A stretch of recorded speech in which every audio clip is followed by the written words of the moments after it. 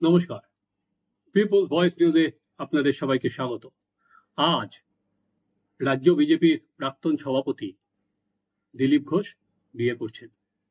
প্রথমেই আমাদের এই চ্যানেলের তরফ থেকে দিলীপ দাকে শুভেচ্ছা জানাই যে তার আগামী দিক সাংসারিক জীবন তার সুখের হোক।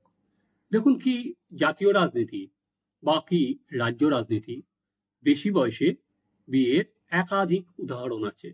যদি জাতীয় রাজনীতির দিকে তাকান তাহলে দেখবেন এনটি রামারাও, নারায়ণ দত্ত তিওয়ারি, দিগ্বিজয় সিং, তালিকাটা কিন্তু বেশ লম্বা।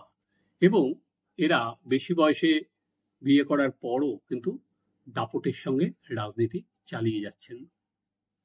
একইভাবে আমরা যদি বঙ্গে আসি তাহলে দেখতে পারবো সোমেন মিত্র, প্রিয়রঞ্জন দাশমুন্সী, এবং কিছুদিন আগে আমরা দেখলাম বিয়ে করেছেন লক্ষণ শেঠ। যদিও লক্ষণ শেঠ রাজনীতি থেকে অনেক সরে গিয়েছেন, কিন্তু বেশি বয়সে বিয়ে করার পরও কিন্তু রাজনীতি খুব ভালোভাবেই চালিয়ে গিয়েছেন সোমেন মিত্র বা প্রিয়রঞ্জন দাশমুন্সী। আবার আমরা যদি বামের দিকে দেখি সেখানেও দেখব আরএসপির দেবব্রত ব্যানার্জি বা এরাও কিন্তু অনেক বেশি বয়সেই বিয়ে করেছিলেন। একাধিক উদাহরণ আছে। আমি এখন আর উদাহরণের আমি দিলীপ দার এই রাজ্য নেতাদের বিয়ে বা সেটা নিয়ে আজকের আলোচনা নয়। আমার আজকের আলোচনা, আজকে দিলীপ ঘোষ যে বিয়ে করলেন এর ফলে রাজ্য বিজেপির যে সভাপতির দৌড়, সেই সভাপতির দৌড় থেকে দিলীপ দা বলা যেতে পারে এক কথায় বেরিয়ে গেলেন। তাহলে থাকলেন আর কে কে? আজকেই আমরা সেই বিষয়েই আপনাদের জানাবো। দেখুন, 2026-এ বিধানসভা ভোট এবং রাজ্য বিজেপির বর্তমান যে সভাপতি সুকান্ত মজুমদারের মেয়াদও শেষ হয়ে গিয়েছে এবং একই সঙ্গে উনি কেন্দ্রীয় মন্ত্রী। বিজেপির এক ব্যক্তি এক পদ, এই নীতিতেই চলে। হ্যাঁ, ব্যতিক্রম যে হয় না সেটা না, ব্যতিক্রম কিছু ক্ষেত্রে হয়েছে। তো দিলীপ দাকে এবার চলুন, দিলীপ ঘোষ। দিলীপ দা রাজনীতিতে এসেছিলেন আরএসএস থেকে। তিনি আরএসএস এর প্রচারক ছিলেন এবং দিলীপ দার হাত ধরেই আজকে রাজ্য বিজেপি কিন্তু তার ভোটার যে পার্সেন্টেজ সেটা কিন্তু অনেক বাড়িয়েছে। আর কি, দিলীপ দার সভাপতি থাকা অবস্থায় বিজেপির কিন্তু পশ্চিমবঙ্গের রাজনীতিতে আজকে বিরোধী দল হয়েছে এবং একটা রাজ্য রাজনীতিতে ছাপও ফেলেছে। এবং অ্যাক্রস ওয়েস্ট বেঙ্গল দিলীপ দার কিন্তু একটা ফলোয়ার আছে দলের মধ্যে, এবং দিলীপ দা আরএসএস এরই থেকেই এসেছেন, ফলে আরএসএস এর সঙ্গে সম্পর্কও ভালো।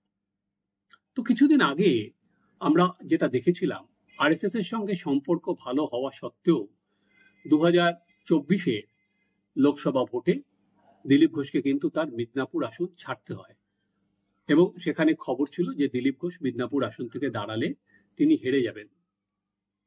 সেই সময় আমার সঙ্গে দিলীপ ঘোষের কথা হয়েছিল। তখন দিলীপ দা বলেছিলেন তিনি কোনো অবস্থাতেই ওই আসন ছাড়তে রাজি ছিলেন না এবং তার জন্য যে নতুন আসন অ্যালট করা হয়েছিল বর্ধমান দুর্গাপুর, তিনি না করে দিয়েছিলেন, যে তাকে যখন সরিয়ে দেওয়া হয়েছিল তিনি আর লড়বেন না। কিন্তু পরবর্তীকালে যখন সেন্ট্রাল লিডার এবং স্বয়ংসেবক সংঘ থেকে অনুরোধ আসে, তিনি আর ফেলতে পারেননি। তিনি ওই আসন থেকে লড়েন এবং হেরে যান। কিন্তু হারার পর তিনি কিন্তু আবার ঘাঁটি গেড়েছেন সেই মিদনাপুরে গিয়ে। কেন এই কথাটা বললাম? কারণ আরএসএস কিন্তু সবসময় চাইছিল যে দিলীপ ঘোষকে যাতে আবার ফোরফ্রন্টে নিয়ে আসা যায়। সেক্ষেত্রে অন্যতম বাধা ছিল হচ্ছে কিছুটা হচ্ছে দিলীপ ঘোষের আর কি মেজাজ এবং দিলীপ ঘোষের নানা কথাবার্তা, এবং দ্বিতীয়ত সেন্ট্রাল কিছু লিডার দিলীপ ঘোষের সম্পর্কে ঠিক বলা যেতে পারে বিরূপ মনোভাব, একদম শীর্ষ নেতা। সেই জন্য দিলীপ ঘোষকে এগিয়ে নিয়ে যেতে পারেননি। তাই এবার যখন কে সভাপতি আবার হবে, সেখানে কিন্তু দিলীপ ঘোষের নামও চর্চায় ছিল, যে দিলীপ ঘোষ সভাপতি হলে যে দল আবার কি বলা যেতে পারে আবার চাঙ্গা হয়ে উঠবে। বিজেপির এখন যেটা দরকার দলকে চাঙ্গা করা, সেটা দিলীপ ঘোষ হলেই আবার চাঙ্গা হয়ে উঠবে। এইটা বিজেপি বা আরএসএস এর একটা অংশের মত। কিন্তু দিলীপ ঘোষ চাইছিলেন যে তার নামটা যাতে আর কি তাকে জানানো হোক। কিন্তু এখনো পর্যন্ত যখন তিনি বিয়ে করতে যাচ্ছেন কোনো ঘোষণা হয়নি, বা তাকে জানানো হয়নি। হ্যাঁ, তার নাম আছে, তিনি শুনেছেন সেটা, কিন্তু তিনি বুঝে উঠতে পারছেন না যে তিনি কি এক হবেন না হবেন না। তুই আবারও বললাম, দিলীপ ঘোষ চলেন নিজের মতনই, তাই তিনি ওইসবের আর কোনো আর কি তোয়াক্কা করতে রাজি নন। তাই তিনি এই সিদ্ধান্তে এবার অনড়। কারণ তার মা, তাদের চাপ যে দিলীপ ঘোষের ওপর, যে তার মারা চলে গেলে তাকে কে দেখবে, পারিবারিক একটা চাপ আছে।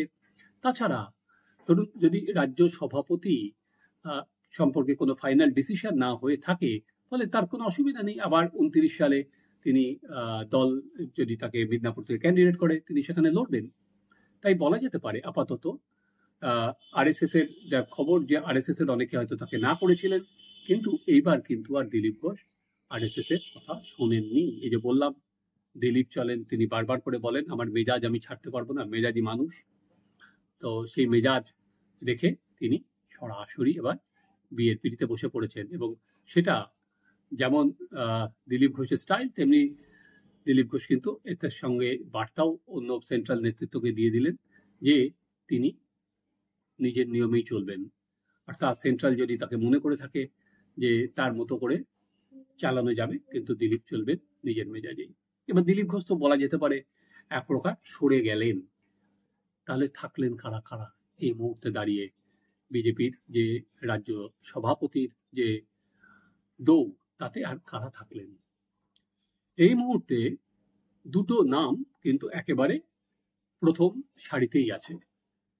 দীর্ঘদিন ধরে বিজেপির শীর্ষীয় নেতৃত্ব যেটা চর্চা করছেন, সেই চর্চায় তারা মনে করছেন যদি কোনো মহিলা মুখকে এগিয়ে রাখা যায় বা মহিলা মুখকে সামনে রেখে নির্বাচনে লড়া যায়, তাহলে সেক্ষেত্রে তৃণমূলের যে মহিলা ভোট ব্যাংক, তাহলে হয়তো সেটায় থাবা বসানো যাবে।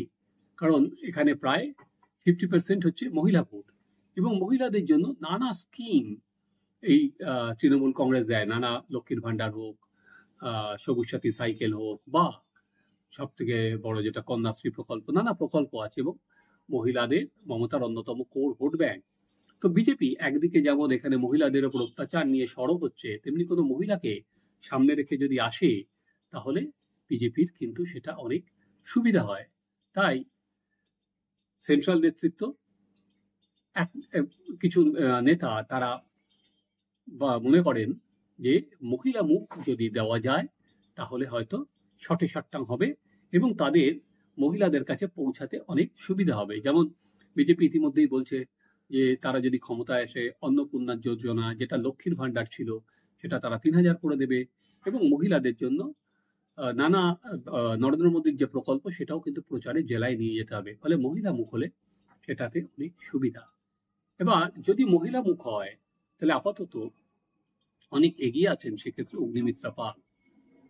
আসানসোল দক্ষিণের এই বিধায়ক আজকে কিন্তু চলিয়ে বলিয়ে এবং অন্যতম আন্দোলনের মুখ হয়ে উঠেছেন।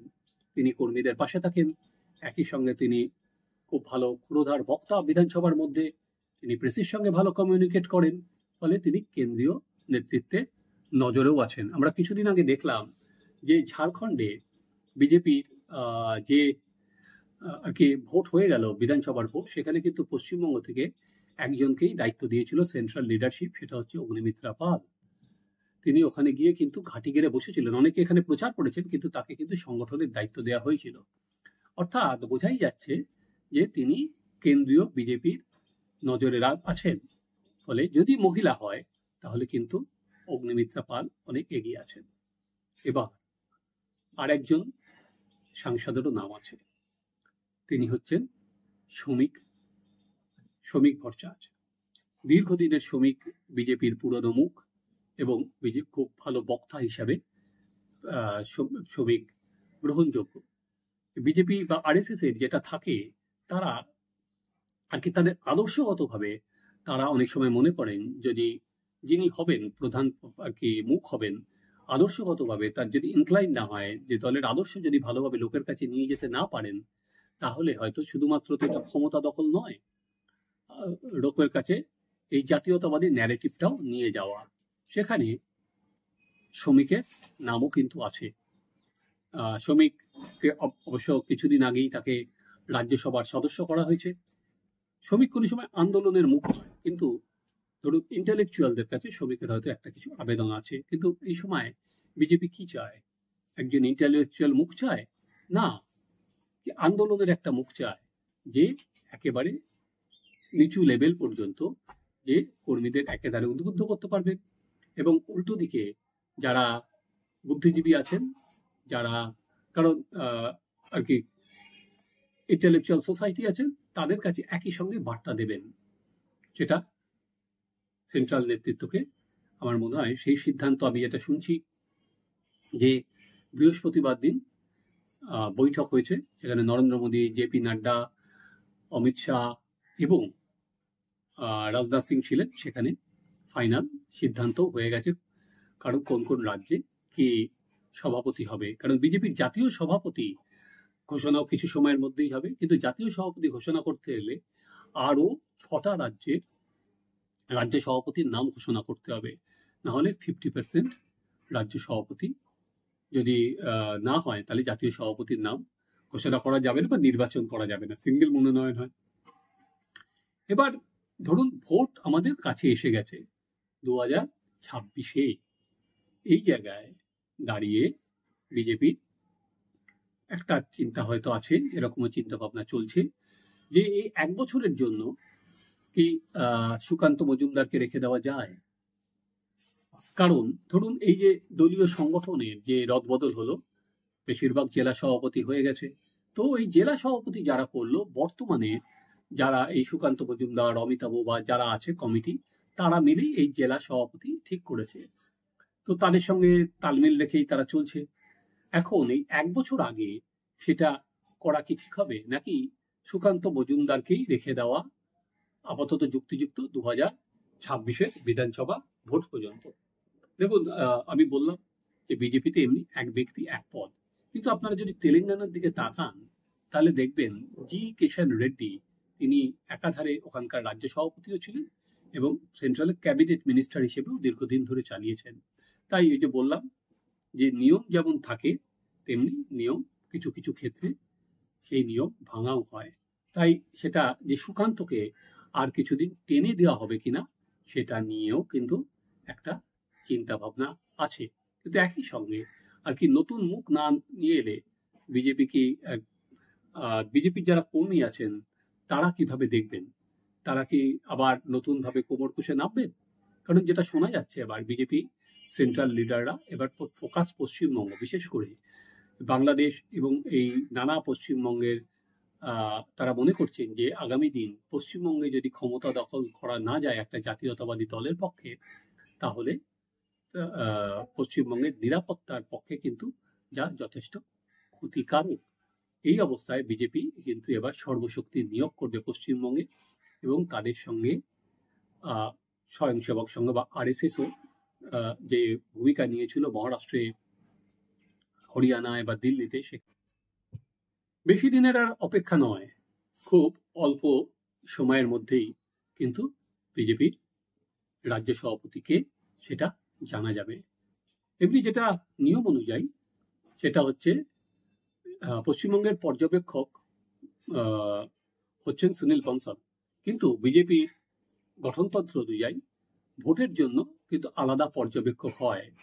সেই ভোটের পর্যবেক্ষক যবে আপনারা দেখবেন পশ্চিমবঙ্গে আসছে, তখনই বুঝে যাবেন যে নাম ঘোষণার সঙ্গে সঙ্গে যে এবার প্রসেসটা শুরু হয়ে গেল। এটা সিঙ্গেল নমিনেশন, একজন রাজ্য জেলা সভাপতি নাম প্রস্তাব করবেন আর একজন সেটাকে সমর্থন করবেন, তাহলে ফলে সবাই বিজেপি অন্দরে জেনে যাবেন যে এই রাজ্য সভাপতি হচ্ছে। এখনো পর্যন্ত কিন্তু বিজেপির রাজ্য নেতৃত্বের শীর্ষস্তরেও কিন্তু কোনো খবর নেই কে হচ্ছেন।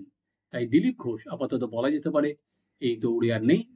এই 3টে নামের মধ্যে কি হবেন, নাকি সবাইকে অবাক করে চতুর্থ কোনো কাউকে রাজ্য সভাপতি পদে আমরা দেখতে পাবো?